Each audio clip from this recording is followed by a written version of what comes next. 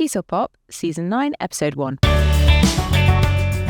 Hello and welcome to TESOL Pop, the mini podcast for busy teachers. My name is Laura, and joining me today to talk about 3 lessons that you can try out with your adult learners is Silvina Mascitti. Now, the lessons that we're walking through today are actual lessons that you can download for free and use for yourself. You can find those links in the show notes as we walk through them in today's episode. Let's jump to where I asked Silvina how she structured each of these lessons.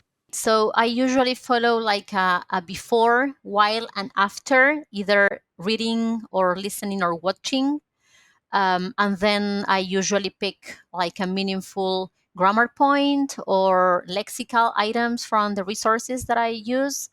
So I have a focus on lexis or focus on language or on pronunciation as well. And finally, I include a follow-up task so that students can put into practice this meaningful language or lexis that I chose in a communicative task at the end of the lesson. Well, fantastic. Shall we talk about the first one? I'm actually quite hungry when I was looking at your lesson plan about foodies. Yeah, let's talk about that one. That's a super relatable topic. I think that everyone loves to talk about food, and especially when we are teaching low-level students. So that's one of the first topics we usually teach, apart from likes and dislikes. So they are like kind of together. And in this lesson plan, I chose a commercial, Heinz, the ketchup Heinz commercial, starring Ed Sheeran, the singer.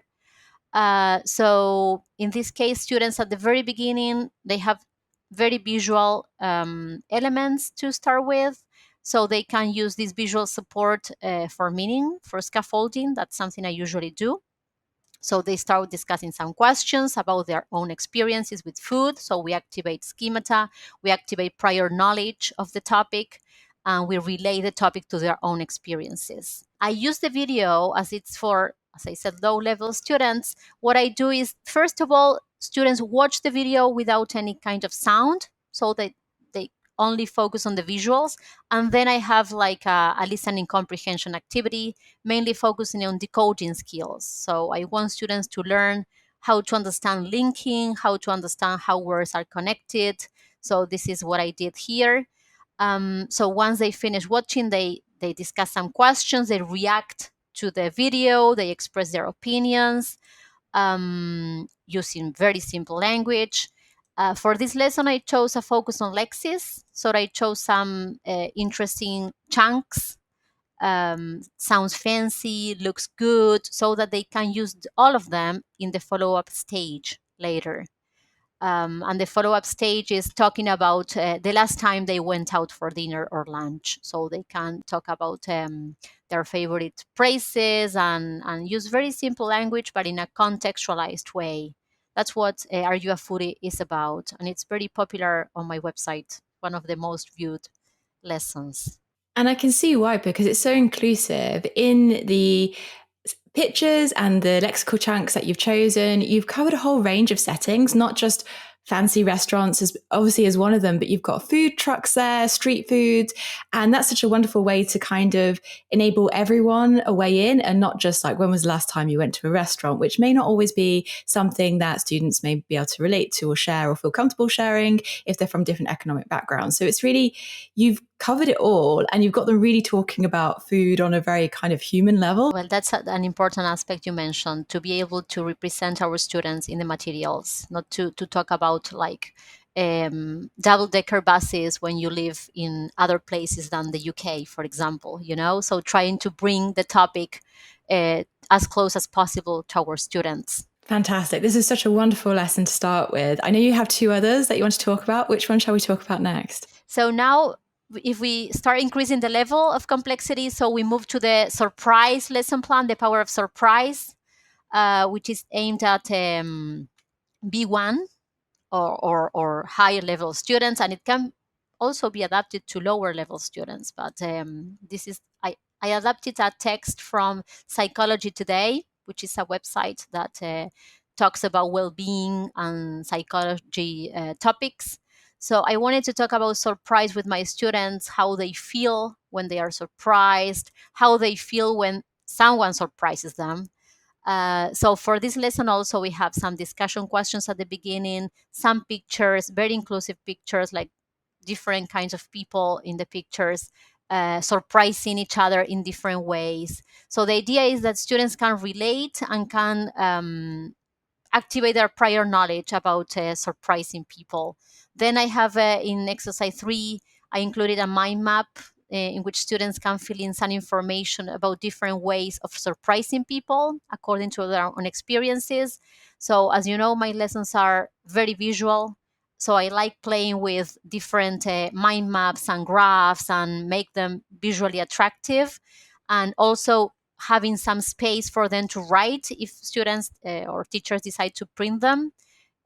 So having some white space is also important when making our lesson plans because they are also good for, I mean, thinking. If you have a cluttered page, you are not able to think clearly.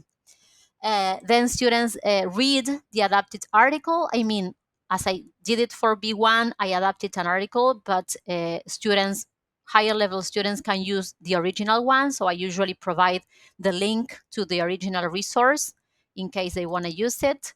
So they read for gist and for detail. And here I included another mind map to work on main ideas from different categories. And then they have some questions to answer, the typical questions, reading comprehension questions. And finally, after that, I usually like asking students how they feel or what they think about the article, how they would describe it. So sometimes I include some adjectives for them to choose from, or other times they can choose whatever they want to say. So this is more scaffolded when you provide them with some options. And here I have another focus on lexis, but I decided to pick words starting with the prefix self because it's about something about self-confidence. So the article had a lot of examples. So I decided to pick that lexical item because I think that when we choose a lot of things to focus on in one lesson, students get really overwhelmed. So less is more always. That's my motto when I make materials. And finally, well, the follow-up task is a role play here in which surprising people in a good way. I think this is a good one to talk about surprises because I think that people like surprises or they don't. Perhaps they prefer surprising others. So there you have both sides to discuss. What really stands out about this material and all your materials is that point you said about space, allowing space on the materials for thinking, for reflection, for taking notes. And we see this very clearly on this particular material because you have those two mind map, very different mind map layout examples that do give enough space for learners to actually note or doodle. I like to do some like little drawings sometimes to really help them make sense of the article in the case of the second one and relate to their own experiences of surprises in the former one. Right. Yeah. I usually give them some space. In my case, I use them online, so I really don't know how about the space if it's appropriate. I mean, I haven't tried them in a printed version, but perhaps I can get some feedback from other teachers who actually print them and can tell me no. You still have to make more space in on the page. I mean, feedback is always welcome and appreciated when it comes to making materials. Yeah. Exactly. That's what helps us refine our ideas. There's one more that you wanted to talk about that's for a higher level. Let's move on to that final lesson. Yeah, that's the experiment I was talking about before. Well, my website is my whole big experiment, and sometimes I like mixing topics that are not kind of related. And in this case, this is called memories, and it's for higher level students like B2, C1. Again, it starts with a visual part, some pictures, and a question: what memories do these images, smells, tastes, and sounds evoke? And then I have a lot of phrases in bubbles, like it reminds me of, it takes me back to. So some scaffolded phrases and useful phrases to use when describing the pictures and talking about memories. Then I included a box, kind of a glossary with some information about the Proust effect, which is actually the phenomenon of a memory triggered by a smell or a taste. This is something typical that we can all Ah, relate to. I didn't know that. That's something new for me to learn. Right, and it comes from Marcel Proust's book. He was a French writer in the early 1900s. And he wrote about how a piece of Madeleine, a piece of cupcake, brought him back to his childhood. So I wanted to connect that idea. So I added some excerpts in the lesson for students to read and to analyze and to draw, because he describes how he was like taken to the streets from his neighborhood when he was a kid, and he described it. He makes a very visual description of the place. So I added a box for students to draw. Some of the places describe a Proust, and then they have to compare with their classmates. And I tried this with a student, and he drew like a cup of tea with the Madeleine, and all the smoke led to the different buildings. I mean, he connected the cup of tea and the food with the memory itself. And I kept a picture because it was really, really nice. And if you teach a group, I mean, you can compare what students imagine out of this text. What I just love about that example you just gave there is that you're enabling students to use other mediums and other ways to express memories, which are really complex and abstract. And often you needed other ways to describe things to get them from your kind of abstracts of your mind and how blurry a memory can be in those senses. And you've really made that accessible by creating that drawing space, which I absolutely love. That's a good idea, I think. That was the first time I included this, and I tried it in class as well. So then, as I heard this song by Maroon 5 called Memories, I wanted to connect both texts, let's say. So what I did was including an excerpt, the very beginning of the song, the lyrics on the third page of the lesson plan, and I wanted students to read it and to tell me whether it's from a poem or a book, or what else did I write? A blog or a song. So they had 4 options. Perhaps they are familiar with the song, but they are not very familiar with the lyrics. So it was a prediction activity there. And then the while listening stage is like when they listen to the song, they watch the video, and they check their predictions. Oh, no, yes, I know this song. This is from Maroon 5. It's a very popular song. And then we work there in that with that song. We work with, they can either draw some main ideas, or they can write down in another box that I included some white space there. And then that's like the listening for gist, let's say. And then we get into the song itself and the lyrics, and we work on rhyme. We work on figures of speech, like comparisons and metaphors. That's why it's more for higher levels, I would say. And then there is a mind map in which students have to complete some vocabulary from the lyrics, like related to feelings, to celebration. There are 4 categories. Fire, words related to fire, and time.